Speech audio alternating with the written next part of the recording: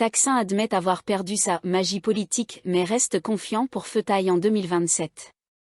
L'ancien Premier ministre thaïlandais Thaksin Shinawatra a déclaré qu'il pourrait avoir perdu sa « magie politique » et qu'il est désormais très âgé, ce qui explique pourquoi certaines jeunes générations ne reconnaissent peut-être pas ses réalisations passées.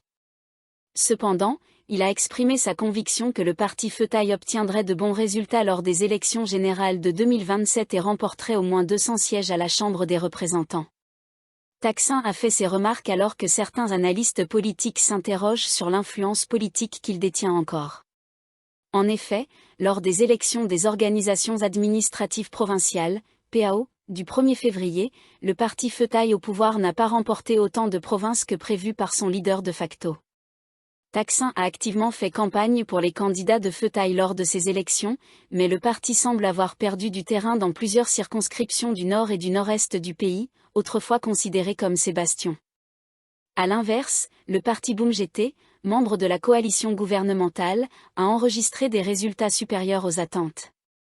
Au total, Pheu Thai a remporté la direction de 10 organisations administratives provinciales, tandis que des candidats affiliés au parti en ont décroché 6 autres. De son côté, Bumjete en a remporté 14. Le Parti du peuple, malgré la présentation de candidats dans 17 provinces, n'a gagné que dans une seule enfin. Interrogé sur la perte de son charisme politique, Thaksin a répondu « Je n'ai jamais eu de magie politique. J'ai 76 ans. La plupart des personnes de moins de 40 ans ne se souviennent pas de mes réalisations. » Il a toutefois ajouté « Mais elles finiront par comprendre un jour. » Pheu Thai a tout de même remporté de nombreux sièges. Certes, dans quelques provinces, les résultats n'ont pas été ceux que nous espérions.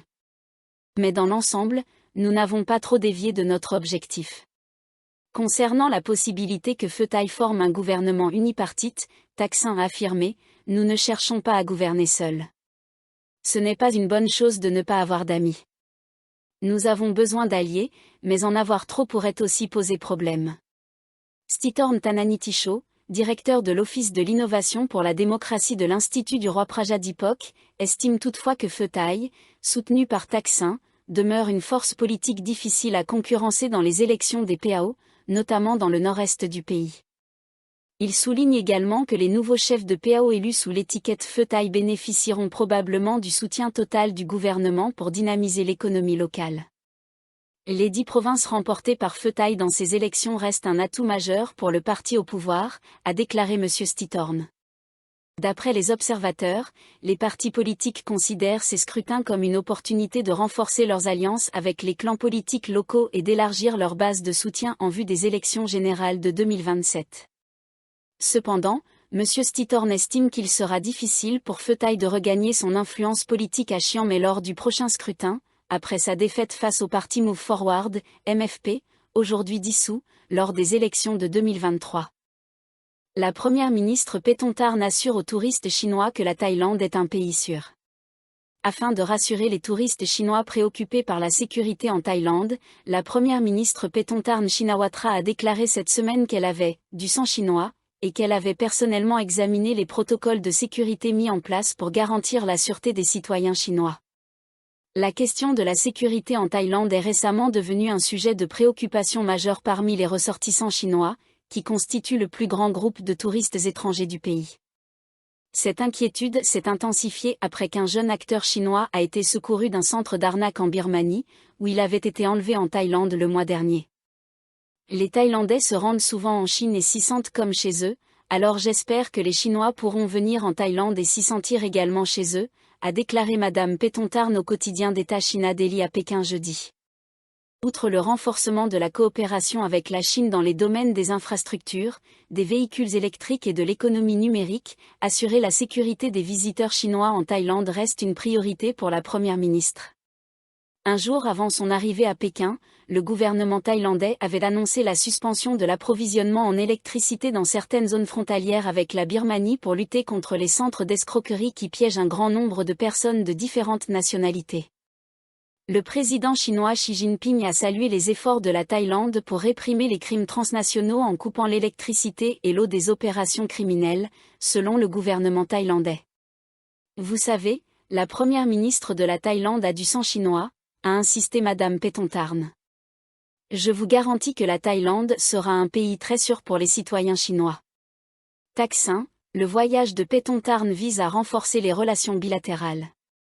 Parallèlement, l'ancien Premier ministre Thaksin Shinawatra a affirmé que la visite de Madame Paetongtarn en Chine avait pour but d'approfondir les relations bilatérales et de promouvoir une meilleure compréhension, en raison des liens étroits qu'entretient la Thaïlande avec les États-Unis et la Chine. Il a ajouté que les discussions avec la Chine avaient été fructueuses, notamment en ce qui concerne la collaboration pour démanteler les centres d'appel frauduleux opérant depuis des villes frontalières birmanes. Si ces gangs d'escroquerie sont éradiqués, la Thaïlande pourra reprendre l'approvisionnement en électricité des villes frontalières, a-t-il précisé. Il faisait référence à la décision du gouvernement de couper l'électricité et la connexion Internet dans 5 zones frontalières mercredi dernier. Les zones concernées par cette coupure sont le deuxième pont de l'amitié Thaïlande-Birmanie à Myawaddy. Ban Muemoam Myawaddy. 3 pagodes Peyatongzu. Ban Mueandaeng Tachilek. Le premier pont de l'amitié Thaïlande-Birmanie à Tachilek. Monsieur Thaksin a également souligné la nécessité d'une coopération avec Phnom Penh pour éradiquer ces réseaux criminels, car il est probable qu'ils se déplacent vers le Cambodge. De son côté, le ministre de la Défense, Phantam Wechayachai, a réfuté les rumeurs selon lesquelles la Birmanie aurait fermé le poste frontière du premier pont de l'amitié en réponse à la coupure de l'électricité. Il a précisé que le gouvernement thaïlandais avait été informé de la mesure et que les autorités sécuritaires étaient au courant. L'opération antidrogue Seal Stop SAF permet l'arrestation de plusieurs suspects et la saisie de millions de pilules de méthamphétamine. L'opération antidrogue Seal Stop SAF a conduit à l'arrestation de plus d'une douzaine de suspects et à la saisie de plusieurs millions de pilules de méthamphétamine ainsi que de grandes quantités de cristal meth, a annoncé le ministère de la Défense. Le vice-premier ministre et ministre de la Défense, Phantam Wechayachai, a tenu une conférence de presse ce vendredi pour faire le point sur cette opération de grande envergure menée à l'échelle nationale. Des saisies massives dans le nord et le nord-est. Dans le nord, le Bureau de répression des stupéfiants, NSB, a intercepté 15,6 millions de pilules de méthamphétamine provenant d'un suspect appartenant à une minorité ethnique. Par ailleurs, 2 autres individus issus de tribus locales du district de Phop Phra Attack ont été arrêtés, et les forces de l'ordre ont saisi 12 millions de pilules de méthamphétamine ainsi que des biens d'une valeur de 1,6 million de bahts.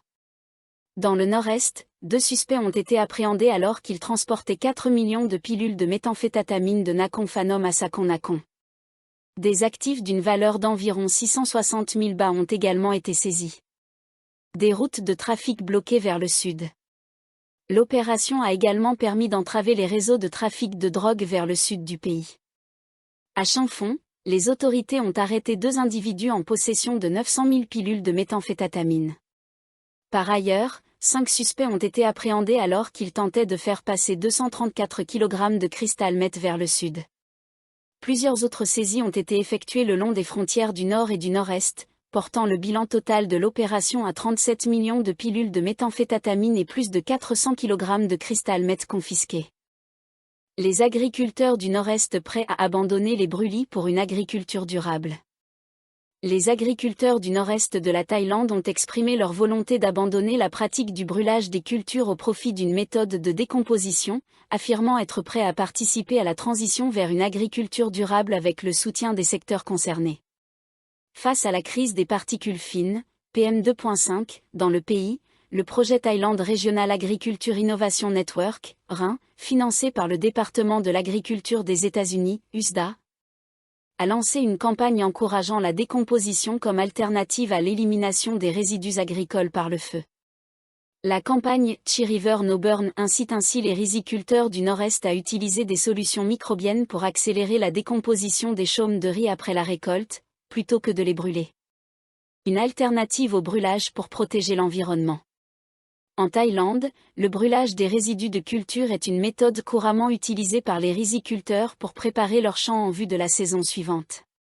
Cependant, selon les données du département de contrôle de la pollution, PCD, la majorité des particules fines, PM2.5, dans le pays provient des incendies agricoles. Depuis le début de l'année, 10 543 foyers d'incendie ont été recensés, dont 3 287 détectés dans des rizières. L'initiative Chi River No Burn cible plus de 100 000 rails, environ 16 000 hectares, de plantations de riz dans le bassin du Chi River, deuxième plus grande région risicole du pays, réputée pour sa production de riz hors saison.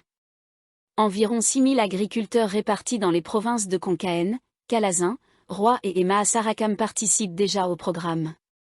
Un programme incitatif pour encourager la transition. Les agriculteurs engagés dans la campagne reçoivent des solutions microbiennes, un mélange de bactéries qui accélère la décomposition des résidus de culture et réduit de moitié le temps de dégradation. De plus, ceux qui parrainent d'autres agriculteurs pour rejoindre le programme bénéficient d'incitations, notamment des bons d'achat pour du matériel agricole. Les défis rencontrés par les agriculteurs. Le Bangkok Post a rencontré des agriculteurs du district de Muang à Concaén qui expliquent que le brûlage des résidus était jusqu'alors la méthode la plus rapide et la plus économique. Labourer les chaumes de riz frais est coûteux et nécessite des machines, ce qui pousse de nombreux agriculteurs à brûler leurs champs pour faciliter le travail du sol, qu'ils utilisent des tracteurs ou le fassent manuellement. Certains agriculteurs avaient déjà cessé de brûler pour d'autres raisons, comme des blessures causées par des incendies incontrôlés ou des problèmes respiratoires dus à la fumée. Cependant, la méthode de décomposition classique prend environ 30 jours, alors que la culture du riz hors saison doit débuter dans un délai de 14 jours après la récolte principale. Grâce aux solutions bioactivatrices introduites par RIN, les agriculteurs affirment désormais pouvoir replanter plus rapidement et réduire leurs coûts de production. Des rendements agricoles améliorés. Les chaumes en décomposition deviennent un nutriment pour le sol et aident à augmenter les rendements des cultures, explique Changwis Riminquin, un agriculteur de Nang Tom. L'utilisation de micro-organismes améliore également la qualité du sol, réduisant ainsi la dépendance aux engrais chimiques, qui sont coûteux et non écologiques. De son côté, Punara Citadio, un riziculteur de Nang Tom, note que son champ n'a besoin d'être labouré que 2 fois au lieu de 3 ou 4 auparavant, réduisant ainsi de moitié les coûts de main-d'œuvre. Dans le sous-district de Dongchang, Ratchapak Srimangao, un agriculteur local, a constaté que ses plants de riz poussaient plus rapidement et étaient plus denses. Mon riz atteint entre 20 et 25 cm, tandis que ceux des parcelles non engagées dans le programme ne dépassent pas 15 à 20 cm, précise-t-il. Un soutien plus large nécessaire. Sirinan Sriminquin, chef du village de Ban Kokta à Nang Tom, estime que 60% des agriculteurs locaux de Concaén ont déjà commencé à abandonner le brûlage. L'utilisation des bioactivateurs fait partie des innovations agricoles que nous allons adopter, dit-elle.